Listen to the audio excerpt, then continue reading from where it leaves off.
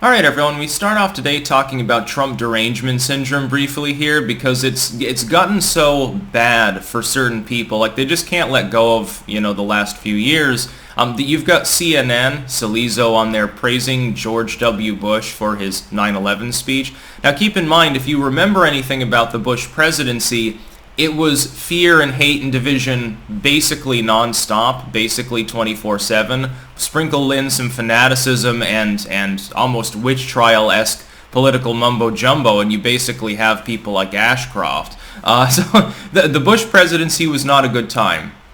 We had economic issues. We certainly had foreign policy issues. The biggest issue that sunk Bush's credibility was Katrina. We had literal carpetbagging going on in FEMA and other federal agencies, mass spying, mass surveillance, the birth of the modern police state, sort of incepted initially as an idea by Clinton, gets fast-tracked by W using 9/11. And for him to even give a 9/11 speech, I think, is grossly misguided, actually. Because keep in mind, George W. is the person most centrally responsible for taking 9/11, giving his initial soaring speech, and then launching off and invading several countries on false pretenses. He sold us Iraq. He sold us Afghanistan. They were never about Osama or stopping terrorism. They were about nation building and influence peddling and pipelines and opium. That's what it was about. Now, first and foremost, if you're watching this video on YouTube, keep in mind that down below there will be a pinned comment with links to 4 other video hosting sites that I use. I make 2 exclusive videos a day on those platforms that don't end up on YouTube, so make sure to check those out. With the TDS here, though, I find it hysterical that so many liberals now, like lemmings, will actually praise George W. because they're told to by the legacy media. It was generally understood during the Bush presidency that he was incompetent and a war pig prick, and that he really didn't have any redeeming qualities.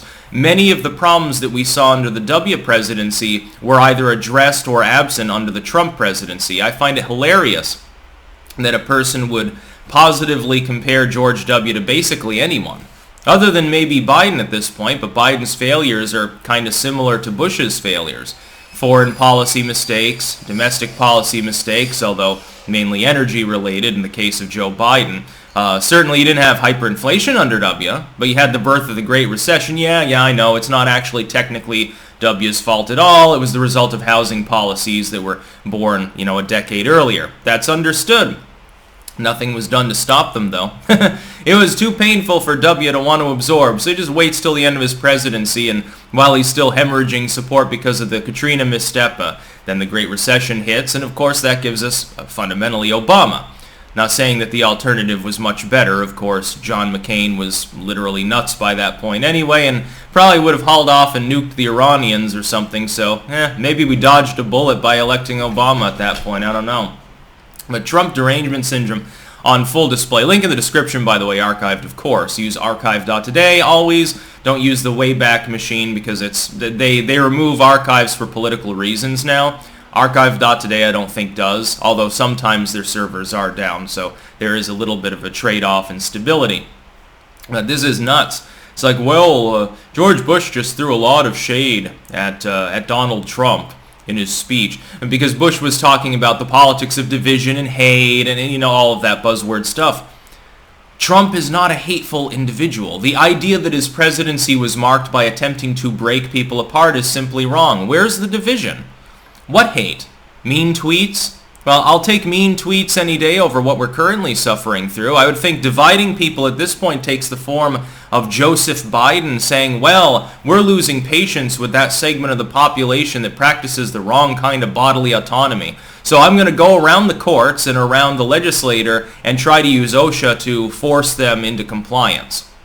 It's Joe Biden attempting to outsource to private spying companies the ability to conduct surveillance on U.S. citizens. This has also been attempted by Joe Biden.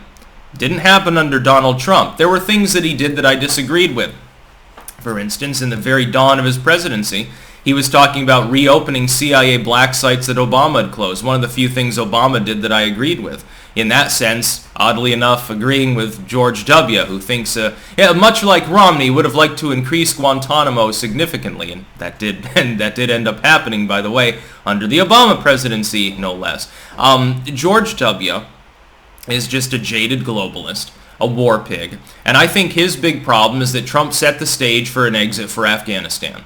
That's really what I think he has a problem with. Now, Joe Biden screwed up the exit and made a fool of himself and messed the whole thing up. But we got out, make no mistake, because of Trump. Do you honestly think if Trump hadn't brokered that Biden would even make the effort? He doesn't even conduct diplomacy. He has Kamala running all over the world to every border except for the border she's technically supposed to be visiting. Wouldn't happen under his presidency. It'd be an ignored issue. For most Americans, because Afghanistan was then a lesser conflict over the last few years anyway, out of sight, out of mind. They don't care if there's still troops there. The average American didn't care until the suggestion was made to withdraw. You still got all of these war pig morons out there rambling about how, we shouldn't have left, we should have stayed in there. Oh, Biden did the right thing by getting us out, it's just he kept us in too long. George W.'s ass is chapped about the fact that Trump broke the toy. He broke the war toy that they were all having fun with in Afghanistan because he didn't think that it was fruitful. He was correct. I would point out as well, it would be funny. It'd be hilarious. I don't believe in George W.'s I'm incompetent shtick. I don't think he's actually the chucklehead. I think that he's actually a cold, calculating, icy bastard. But wouldn't it be funny if the tales of him being actually like low intelligence, they're not true, but if they were, and he actually got propagandized too, and his mind was brainwashed by the legacy media, because they spent 4 years lying about everything under Trump. They've spent the last few months circling the wagons for Biden, at this point mostly by lie by omission. At this point, his policies are so indefensible. You've got, by the way, $3 trillion in new taxes hidden in the infrastructure bill, so-called. So enjoy if that passes. Thankfully, Manchin's still pausing it at the moment. You've got such indefensibility in his policies that they just don't report on things at this point. They don't even bother to complain about the fact that Biden never answers questions anymore. Backturner Biden, I've begun calling him interchangeably with Beijing Biden, Boring Biden, and Sleepy Joe. This is some major Trump derangement syndrome. Now, if you're like, let's say you're a liberal, maybe you say, well, I wish that Obama were still president instead of Trump having gotten in there. We should have had a third term of Obama. At least choose somebody who's coherent to compare Trump to, like someone who had some redeeming qualities. It ain't George W. Certainly ain't Biden. Fuck, Obama was better than both of them combined. Trump is the last time we had a good president in recent memory. Beyond that, you have to go to first term Reagan. I don't give him high marks for his second term. That sets me apart from the conservatives in name that still worship the ground that he used to walk on when he was alive.